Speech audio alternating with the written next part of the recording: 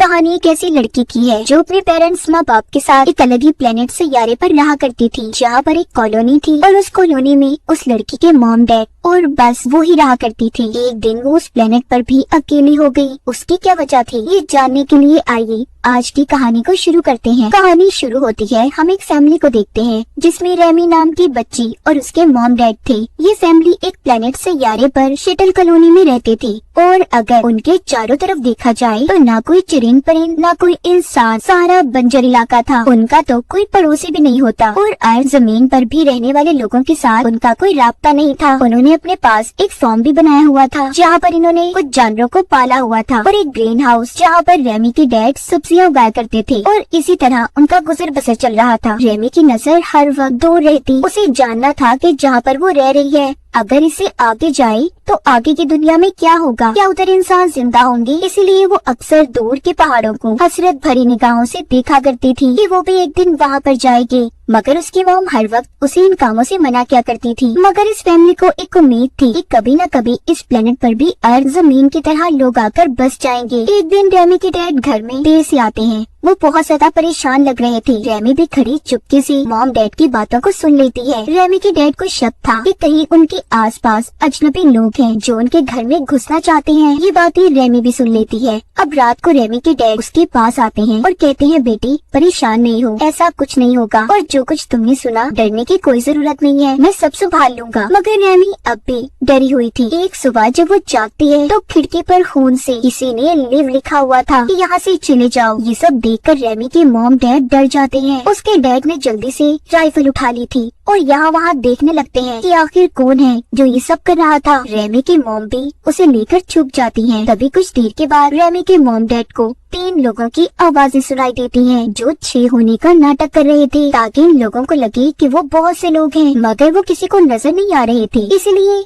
Ramie के dad पागलों की तरह जोर से चिल्लाकर कहते हैं कि जो भी है सामने आ जाए। छोटी रेमी दूर खड़ी छुपी जो ये सब देख रही थी, वो अपने डैड का ऐसा रूप देखकर डर जाती है क्योंकि उसने अपने डैड को ऐसे पहले कभी नहीं देखा था। रेमी के मॉम डैड सारा दिन निगरानी करते हैं कि आखिर कौन है जो उनके घर में आने की कोशिश कर रहा है। उधर रेमी इस बात से परेशान थी कि उसके फार्म के जानवर ठीक हैं या नहीं। इसीलिए वो अपने मॉम डैड को बताए बगैर चुपके से घर से बाहर निकल जाती है। वो बाहर आकर अपने जानवर को देखकर खुश होती है कि वो अभी तक ठीक था। लेकिन जब उसकी मॉम को पता चलता है कि रेमी घर पर नहीं है, इसलिए वो जल्दी से बाहर आकर रेमी को लेने आती है। जब रेमी अपने घर की तरफ आ रही थी तो उन लोगों ने भी उसे देख लिया था जो इसके घर के पास छुपे हुए थे। वो रेमी को पकड़ना चाहते थे मगर सही वक्त पर रेमी के डैड ने गोली चलाकर एक आदमी को मार दिया था, जबकि उसकी मॉम दूसरे को रोकती है और उसे चाकू से मार देती है और फिर वो रेमी को लेकर अंदर भागती है। बाहर रेमी के डैड आखिरी दुश्मन को भी मार गिराते हैं। गोली उस दुश्मन के पाँव में लगी थी जिस वजह से वो जख्मी हो गया था। अब रेमी के डैड पहाड़ों की तरफ जाते हैं और उसकी मॉम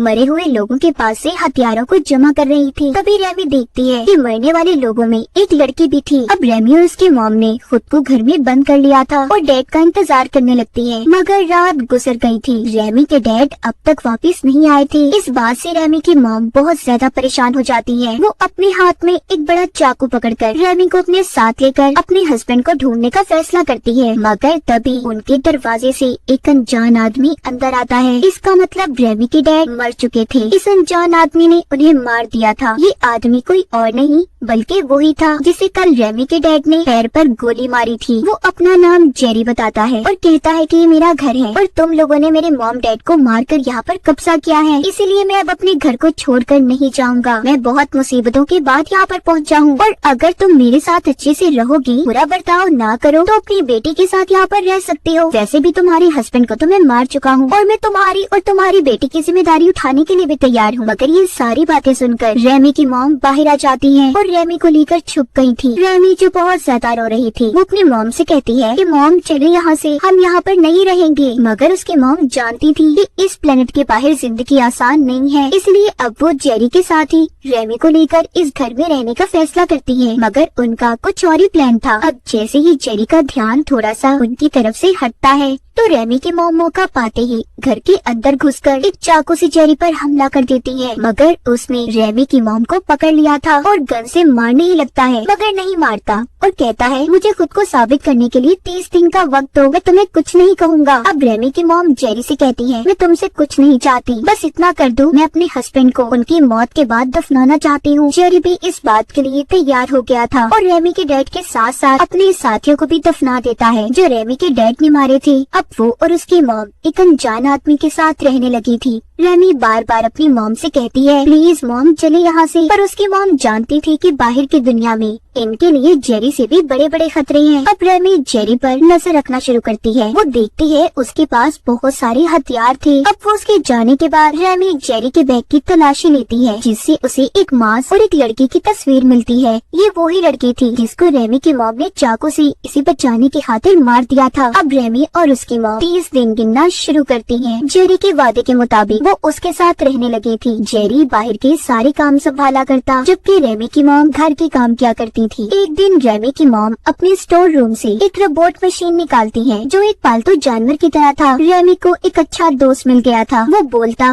और रेमी से बातें किया करता था। एक दिन खाना खाने के बाद रात को रेमी की मॉम बैठकर जेरी से बात करती है। जेरी को सारी सच्चाई बताती है। कहती है कि जब हम यहाँ पर पहुँचे तो तुम्हारे मॉम डैड पहले ही मर चुके थे। हम अर्थ जमीन पर रहने वाले लोग थे मगर हमारा स्पेसशिप क्रैश हो गया, तबाह हो गया, जिसकी वजह से हम यहाँ पर फंस गए और दोबारा कभी अर्थ पर ना जा सके। अब सब जानने के बाद जेरी भी उनके साथ ठीक हो गया था। इसी तरह वक्त गुजरता रहता है। रेमी के मॉम और जेरी के दरमियान में अब एक रिश्ता बन चुका था। ये सब बातें जब रेमी देखती है तो उसे बिल्कुल भी अच्छा नहीं लगता क्योंकि आज भी वो जेरी को अपने डैड का कातिल समझती थी। इसीलिए रेमी अब सोचती है वो अपना सामान तैयार करती है और बिना कुछ सोचे समझे अपने स्टेशन को छोड़ने का फैसला कर लिया था। वो ये भी नहीं जानती थी कि आगे उसे जाना कहाँ है। इसका मतलब ये था कि बाहर कोई जिंदगी नहीं थी। अब रेमी जब थोड़ा सा और आगे जाने लगती है तो वो देखती है जहाँ पर वो रहते हैं वो प्लेनेट शीशे से ढका हुआ है। मतलब उसके बाहर कोई जिंदगी नहीं थी। जो भी जिंदगी थी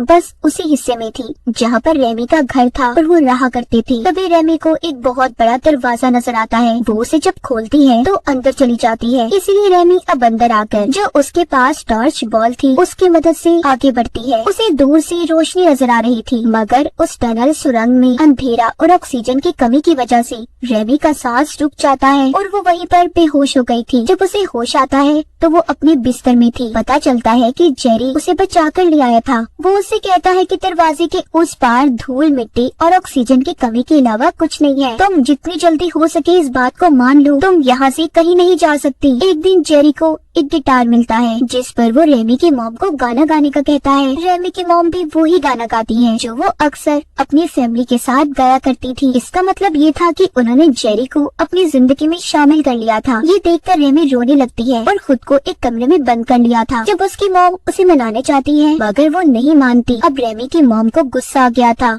और वो जेरी को मारने के लिए एक गन उठा लेती है क्योंकि वो ये सोच रही थी कि इसकी वजह से उसकी बेटी नाराज हो गई और उसने अपने हस्बैंड को भी खो दिया। जैसे ही वो उस पर गन को चलाने लगती है मगर उसमें कोई गोली नहीं थी, इसलिए अब वो चाकू लेने भागती है। जेरी भी उसके पीछे जाता है। बाहर खड़ी रेमी ये सब देख रही थी। जेरी ने अब रेमी की मॉम को भी मार दिया था। ये देखकर तो रेमी टूट गई थी। अब वो ही होना था जो इसने कभी सोचा भी नहीं था कि उसे एक अनजान और अपने मॉम डैड के कातिल के साथ जिंदगी गुजारनी थी। इसलिए अब वो उससे बचने के लिए यहाँ से भागती है। जेरी ने उसे पकड़ लिया था और उसे रुकने का कहता है। एक छोटी बच्ची होने की वजह से रेमी के पास कोई रास्ता नहीं था, इसीलिए अब उसे जेरी के साथ ही रहना था। रेमी की मॉम को भी उसी पहाड़ पर दफना दिया जाता है जहाँ पर उसके डैड दफन थे। वक्त ऐसे ही गुजरता रहता है। रेमी अब बड़ी हो चुकी थी और एक खूबसूरत लड़की बन जाती है जो जेरी के साथ रह तो रही थी पर उदास और बिल्कुल चुप। मगर अब उनके आसपास और भी बहुत से जानवर थे, बहुत सी सब्जियां थी। एक दिन जेरी रेमी को गोलियों से भरी हुई गन देता है क्योंकि इतने सालों में रेमी ने आज तक उसे मारने की कोशिश नहीं की थी। इसका मतलब ये नहीं था कि उसे जेरी अच्छा लगता था बल्कि वो आज भी उसे अपने मॉम डैड का कातिल समझती थी और उससे हर वक्त बच कर रहा करती थी। दूसरी तरफ जेरी ये चाहता था कि रेमी सब भूलकर उसके साथ हंसी खुशी जिंदगी गुजारे। एक दिन वो उसे अपने साथ एक तालाब पर भी लेकर जाता है जहाँ पर रेमी पहली बार तालाब के पानी में नहाती है और फिर दोनों चुपचाप बैठकर शराब पीते हैं। जब भी घर आते हैं तो घर पर जेरी रेमी को उसकी मॉम की बनाई हुई तस्वीर देता है जिसे देखकर वो रोने लगी थी। यहाँ पर जेरी के इरादे कुछ ठीक नहीं थे। वो रेमी को बहुत ही अजीब तरीके से गले लगा लेता है। ये देखकर रेमी डर गई थी। अब तो वो रात को भी डरने लगी थी क्योंकि क्योंकि उसे अब जेरी के साथ रहना अच्छा नहीं लग रहा था। जेरी की नीयत भी बदल गई थी। वो रेमी को अब छोटी बच्ची की नजर से नहीं बल्कि उसके अंदर एक खूबसूरत लड़की को देखता था। एक दिन जेरी रेमी से कहता है कि मुझे लगता है बस अब इस प्लेनेट पर तुम और मैं ही जिंदा बचे हैं, इसीलिए तुम मेरे साथ रहो और हम बच्चे पैदा करके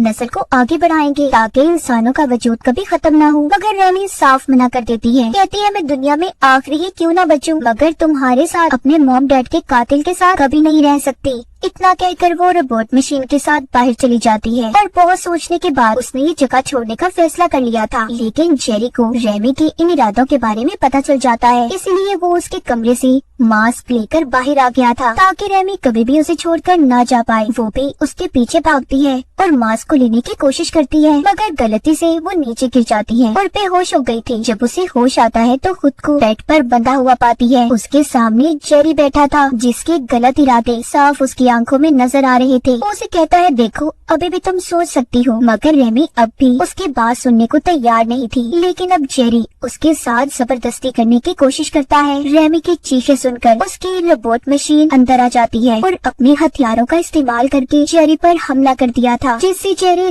दूर जाकर गिरता है। मगर जेरी अभी भी मरा नहीं था। वो अब उस रोबोट को गोली चलाकर खत्म कर देता है। उधर रेमी ने भी खुद को आजाद कर लिया था और फौरन एक राइफल उठाकर जेरी के सर में गोली मार देती है। वो भी अब मर चुका था और उसकी लाश को भी पहाड़ पर दफना देती है। थोड़ी देर बाद रेमी को ये एहसास होता है कि वो कितनी अकेली है, यहाँ तक कि उसका दोस्त रोबोट मशीन भी टूट गया। वो अपने अकेलेपन को दूर करने के लिए अपने मॉम डैड की कब्र के पास सोया करती थी। वो ऐसे ही अकेले अपने दिन गुजार रही थी, अपने जानवरों को देखती और ऐसे ही गुजारा करती थी। मगर उसने फिर से अपने दोस्त रोबोट को भी ठीक कर लिया था। अब वो यहाँ से जाना चाहती थी इस उम्मीद के साथ कि शायद उसे इस बंजर जमीन पर कोई इंसान नजर आ जाए। वो यहाँ से जाने की तैयारी करती है और अपने दोस्त रोबोट मशीन को अलविदा कहती है। वो जाते हुए आखिरी बार अपने घर और जानवरों को देख रही थी। फिर वो मास्क लगाकर उसी सुरंग के अंदर जाने लगती है जहाँ से कभी उसने बचपन में भी जाने की कोशिश की थी। अब वो पूरी तरह से तैयार थी। वो देखती है दूर दूर तक बंजर इलाका था, लेकिन फिर भी उसे ये जानना था क्या वो इस दुनिया में बिल्कुल अकेली है। अगर वो अपने सामने आने वाली मुसीबतों से बच गई तो उसका लोगों को ढूंढने का सफर हमेशा जारी रहेगा। तो क्या रेमी का ये सफर पूरा हो पाएगा या उसे अपनी जिंदगी में कोई दूसरा इंसान मिलेगा? और इसी के साथ रेमी की कहानी यहीं पर खत्म हो जाती है।